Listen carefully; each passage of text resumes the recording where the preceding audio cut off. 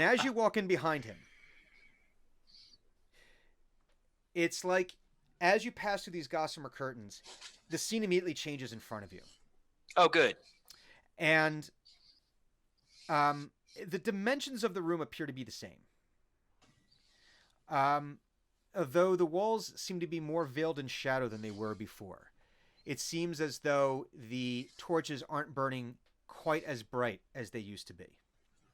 And as you walk in, um, you notice that the floor uh, is tiled in alternating colors, in black, white, and it makes a square. And in the middle of this room, you see a table, a very simple table, one like you might find in a command tent in a forward operating war post. Nothing fancy, but you've seen this before when you've come in to have conversations with Right. officers where they're not going to have necessarily an ornate table, but they need something that could They need a table. and But something and something that can survive travel on a cart. so I guess my source of confusion here is like, from one side of the curtain, ritual space. From the other side of the curtain, have I been like teleported, or am I in this? Like, can I see the buffling? Give me a wisdom check. Okay. Oh, it's an 18 on the die, and I have a +3 wisdom. It's a 21. You have an impression of the buffling in that you know that he had gone over there, and if you were to concentrate hard enough, you might be able to see him still. But it's almost like you're slightly out of phase with that. I don't like this. And at this table, there's 2 chairs. On this table is a chessboard. Oh, God damn it. And sitting in one of the chairs is a figure draped in red robes and armor over top of that. Yep. And you do recognize her. It's hard to fail to recognize a god or an agent thereof. And she says, "You have done well, Hugon." Was that suggesting that I'm done? No. Good, no. because this is only the opening gambit. Well, you have passed every test that I have laid before you. Don't like this conversation. It's hitting me in the wrong spot right now. What's going on? Have a seat.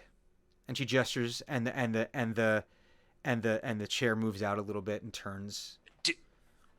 Are you how do I phrase this? Are you sure that I have time to have a seat? Are you sort of in charge of that right now? Because there's some important things happening, and I am aware. Okay. We have time. Good.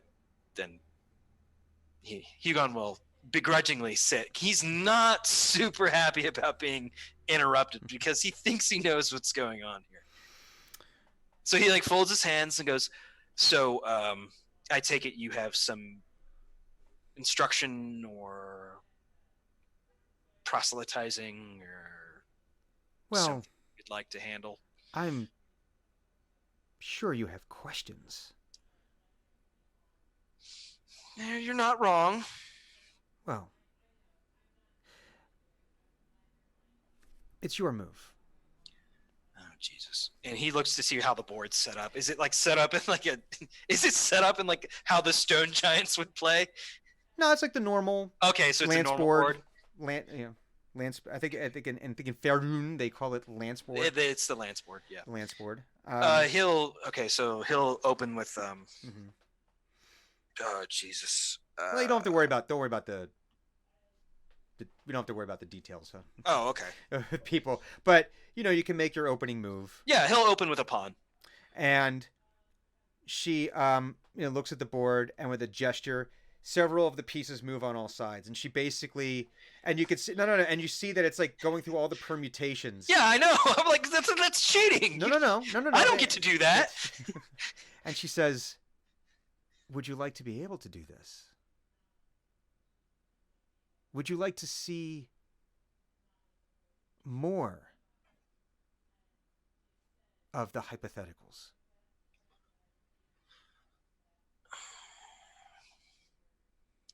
I don't know if that's something a human should be able to do.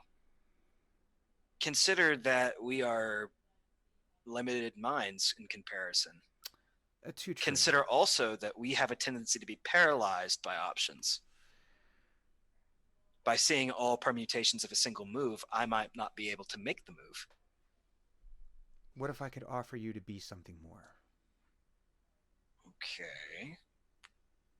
What kind of more are we talking about? I've already, and he like taps the mask on his face. Oh, yes, yes. You have done a fine job of being the mask bearer. I think Delotha would agree, I think. Oh, Delotha does agree. And as she says this, you see almost like ethereally stepping out of some of the shadows, you see other robed, bemasked figures step forward. And she says, "The mask bearers are very special.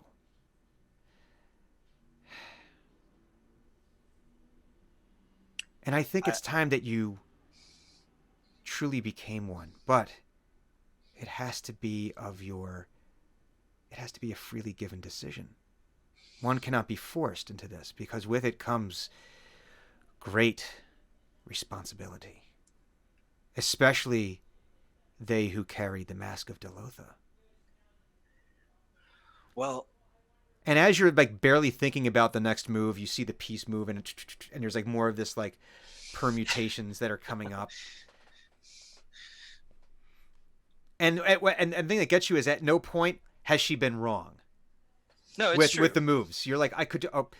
And I'm playing chess with a god who's good at chess. This is a problem. The god of chess. The god of chess. I win in one. God damn it! You keep doing that. No.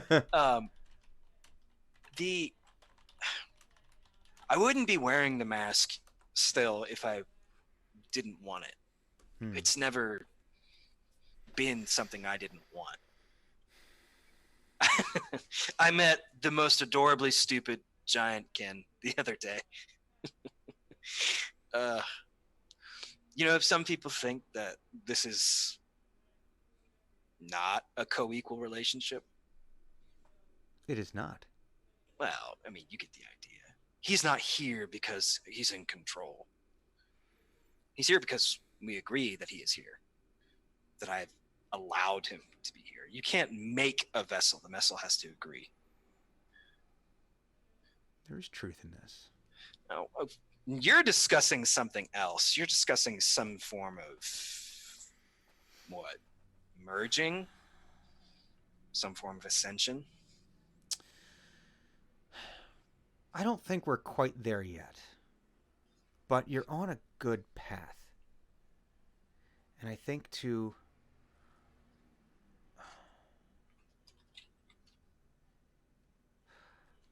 I am in need of a reliable right hand on this plane. Delotha is not exactly one that I would call reliable. How do you call fire reliable? I am not. Fire is a tool. Okay, you get what I'm saying. Delotha is chaotic. I am not offering Delotha to be my right hand. I am offering the wielder of Delotha to see more of the board. Allow me an example for you. And in the briefest of moments, you see an infinite number of boards Oh God. all around you at similar tables. And you see an infinite number of Hugons playing this, but all in different stages of the game and all in different stages of uh, age and permutations of all of the different possible The permutations multiverse of Hugons. there could be. It's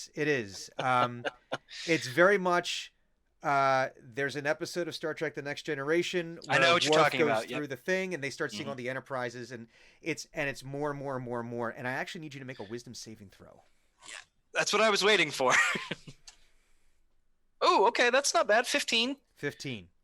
And Hugon is like, this is what I was talking about. This is the kind of. You take 7 points of psychic damage. Yeah. I was like, Hugon's like, okay, this is what I meant. And he's like, no. But it's like in that moment, as you're processing that, like you're like on the floor, like almost hyperventilating, trying to catch your breath. Your heart is Nosebleed. Yeah, like, oh, jeez, the eyes bleed. Like, and you've got a splitting headache now.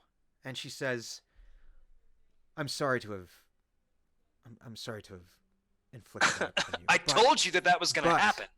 I knew this would happen. Thanks. Imagine for a moment that I could give you not all of this, but a sip of it. A sip where you could not have to worry about dissolving what part of you makes you human. Okay. You're bargaining with me.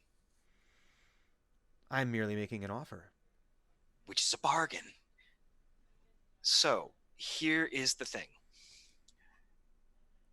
You're offering me something amazing, something mighty, something to take me above and beyond the capabilities of mortal men, essentially, in some way. What are you getting out of it, and what do you want? Let's be frank with each other. I deal with enough tricksy word talker people in the real world, and I don't relish it. She says, it is wise that you ask these questions. To enter into any bargain blindly never ends well, no matter how pure the intent. What I want is to execute the grandest battle strategy, which is to end battle. Imagine if you can, if we were able to arrange the pieces on the board in such a way as to create an endless stalemate that would prohibit future war. That would allow people just to live their lives without fear of the horrors that get inflicted upon them. That is the grandest strategy of all, and that is what I wish, that is what I aspire to attain to play the game better than anyone, living or dead, God or mortal, has ever played the game. A win so dominant as to cause people to cease playing the game and just allow everyone to lead their lives.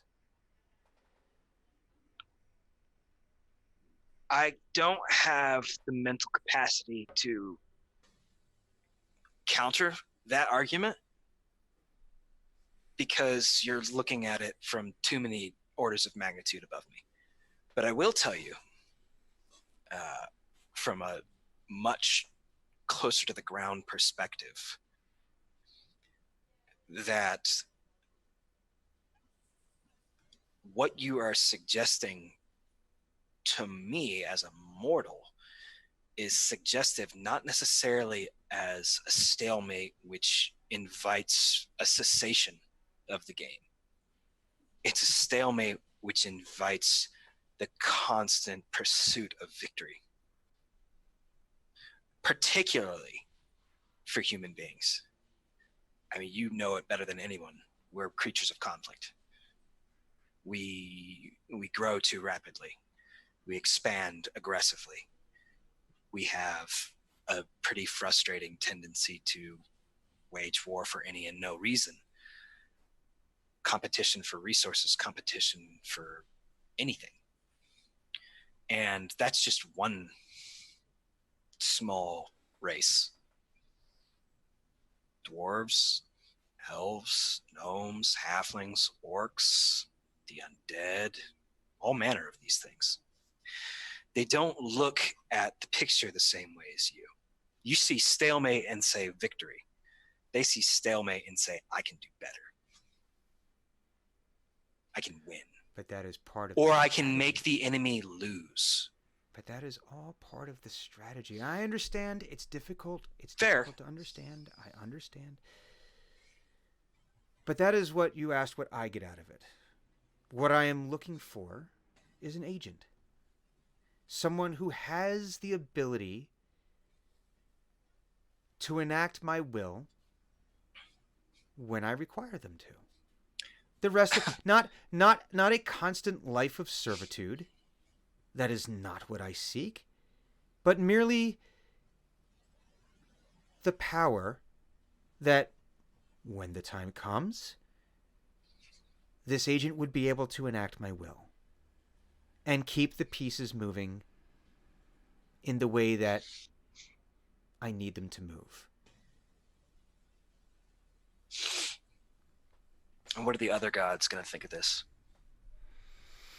I know enough about cosmology to suggest you're not the only one. Oh, no. There's Tempus, Pantheon. for instance, is going to be pretty pissed off about this, I bet. They can be. But that is none of my concern. I mean, it's a concern if he kicks down your door. I already have a plan for that. My child, I have a plan for everything. You saw but a mere taste, a mere drop. What you were able to perceive was just a mere drop in the ocean of the stratagems that I have running at any given moment. Brian, I would like to roll a... I don't know what this would be. Insight. I'd like to roll insight. Insight. This is sounding odd. Okay. What is well, do an insight check and tell me what it is you're trying to discover. What I'm trying to glean. Glean. This is unusual to me as to Hugon, I should say, as a adherent to this faith, this sector of faith. There's not anything that he knows of, and granted, he's not a priest or member of the clergy. This talk of winning and creating stalemates, this is unusual to him. This is not something he's ever seen. Like part of, as in his knowledge, part of the core being of the Red Knight is the inaction of strategies, the sort of the high-mindedness of tactics and things like that. There's not really a play to win or lose. It's just her domain is strategy. So this whole talk of like, I'm going to end war is like, hang on, this is very strange. So what I'm trying to insight is, am I perhaps dealing with what are they called? A sort of a servitor of the Red Knight, somebody who might be someone masquerading as the Red Knight. Not necessarily masquerading, but like someone of her plainer like household, so to speak, trying to interfere and get something that they really want, Okay. like in the guise of the Red Knight, Okay. so to speak. I understand. Oh, that's really good. Wow. I believe if that's a 20. Let me look real fast because I can't remember. Because numbers? Well, it's more because of uh, I forgot if I had insight trained. For some reason, now that I'm an obviator, I'm always like, "Do I have insight trained?" And it's never yes, but I have to look every time. No, I do not have insight trained. That's a 19. Okay. You are not picking up on that this is someone masquerading Mm-hmm. or trying to subvert the Red Knight herself. Um, you're relatively certain that she is sincere in her approach to in her words in what she is attempting to do. But we're gonna come back to that. Hugon picks up one of the pieces on the board. Mm-hmm. I'm not really, doesn't really matter which one, and is like rolling it in his hands.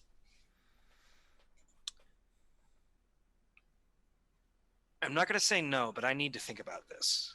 This is we're we're talking way larger concepts and things than I'm prepared to deal with in this brief moment. I'm interested, but I really need to have a sit down and suss things out.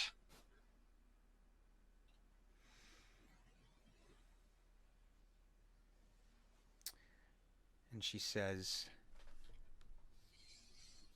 I can see this being. I can understand why you would be reticent to accept that. In fact, I might be actually worried that I had miscalculated had you jumped on it too quickly. It's quite the it's quite the mantle and burden of power that has been offered you. And some mortals would have jumped at this without even thinking about it. But power for the sake of power is not always the answer. Sometimes too aggressive of a strategy is not the correct one. But one cannot be passive either. So I must let you know that this will be a limited time opportunity. It's reasonable. I am timeless, but you are not. Yes, also true. So,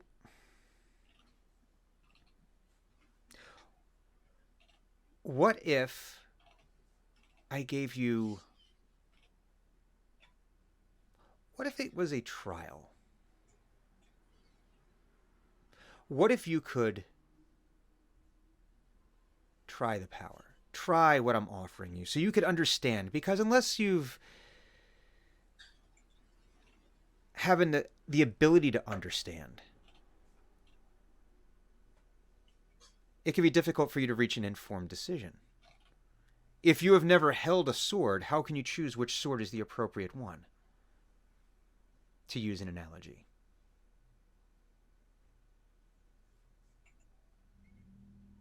I mean, that's not unreasonable. I think that would probably be the smartest choice. It's the one that's certainly the most beneficial to me now with the least amount of risk. And, you know, I have no doubt that I'm going to be engaged in some strenuous physical activity very shortly. Oh, most assuredly. So, And I will tell you that should you choose to accept this at any time, you merely need to speak the words. There's no need for us to have a formal meeting like this. But for the most part, I just need you to continue doing what you've been doing as the bearer of Delotha.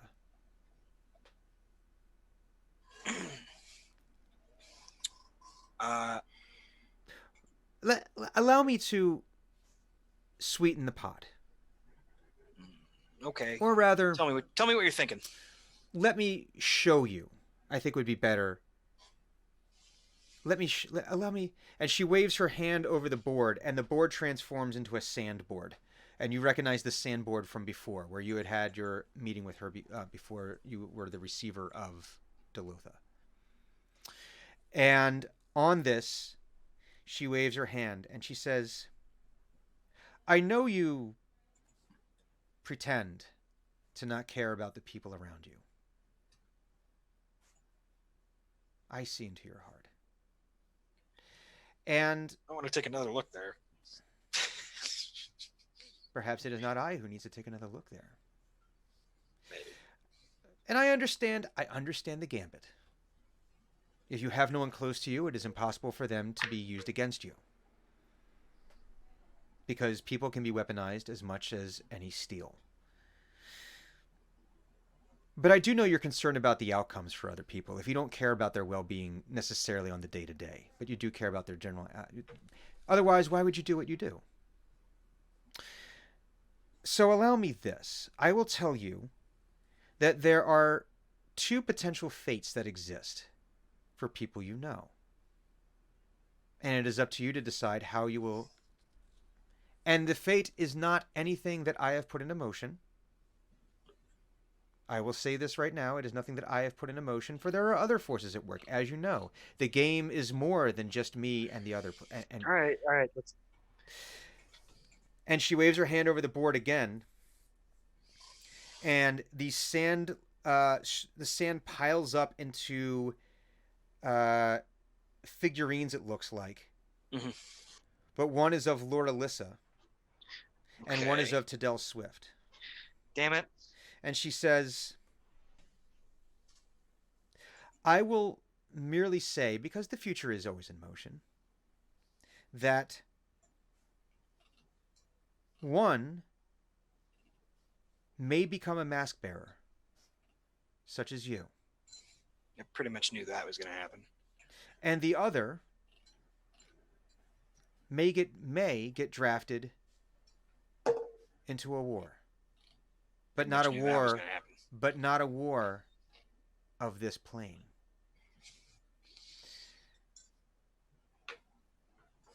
Both of them have a future that is in flux. And should you choose or not choose to do what you will, is up to you. But I feel like this is a situation where the information... This is how you can make your informed decision. You can decide how you are going to choose to use this information. Now, right now, it'd be next to impossible for your mind to comprehend and compute and determine the possibilities and permutations here. But I'm going to offer you a tool, and you will have 1 moon to determine whether you or not you would like to continue using this tool. If at the end you decide not, it is perfectly fine. It is all part of the game that we play. And if you do choose, then right. we shall deal with it then. Brian, when you say 1 moon, are you talking about like a cycle, like a lunar cycle? Yes. Okay. Yes. To make it sound fantastical. Mm-hmm. Ooh, you have until the next moon. So tomorrow. Damn it! And you have until the new moon. Wait, what's today? Tomorrow. And she waves her hand over the table again, and the sand parts, and up from this rises a gauntlet that would fit on your right hand. Okay. And she says, this is what I offer. You may try it on. If after the trial period you decide you do not want it, you may discard it, and it will be returned to me. If you do decide that you would like to have this power and become my right hand, become my agent on this plane, then you may keep it. We'll give it a shot. We'll see. And she doesn't even touch it. She just like gestures, and it floats up in the air, and it floats over to you.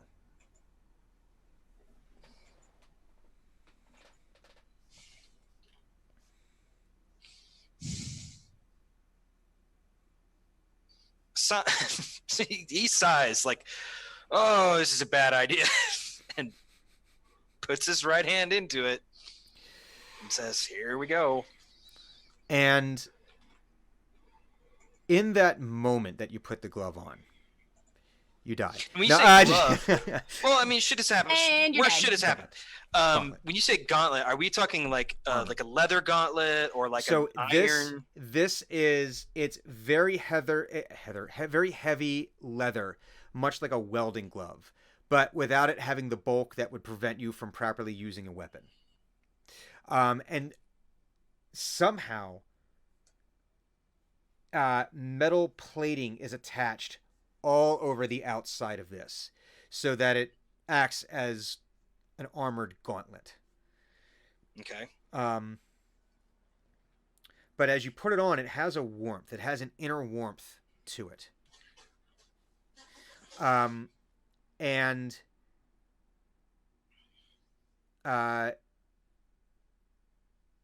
do another, we'll say a wisdom saving throw as it goes on. 19. 19. This time, as you start taking in all of the information around you, and you start seeing all the permutations, and you're basically Sherlocking the environment around you. Mm-hmm. And this time, you're able to parse out much more of what you want to do, and you don't feel, while there's still a throbbing and a pressure in your mind, in your skull, from just it feels like your blood pressure has gone up. It's not debilitating like it was the first time. Mm-hmm. This is like you might actually be able to funnel this, and you think you might be able to use this, and it feels as though it's humming with some kind of its own internal arcane power. That you not quite sure how it would channel just yet, but you feel like there's some possible melee application to Interesting. this gauntlet. Interesting. And as you put it on, there's like a great flash. It's almost as if when you see film burn away from the lens because it's stopped moving. It's almost like that, and the world snaps back into view around you. Everything's in focus. Everything kind of speeds back up to full speed. Croc is in the process of knocking over a third pillar.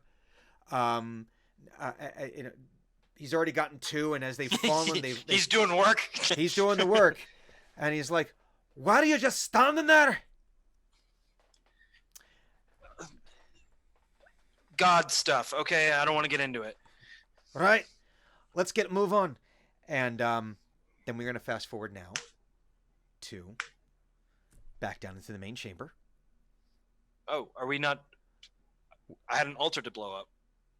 Oh, we can blow up an altar. I'm going to ruin this room. Okay.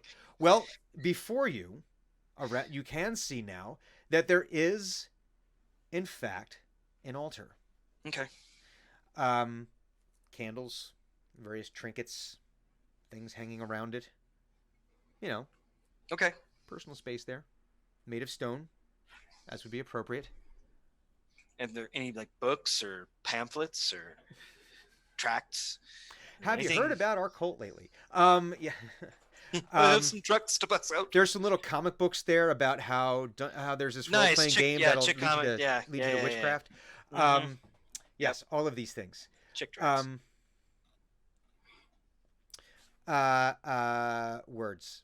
So yes, I mean, there's like you think there might be some writings there, on scroll work on this stone, and it's big. I mean, it's meant for a giant. It's built for a giant.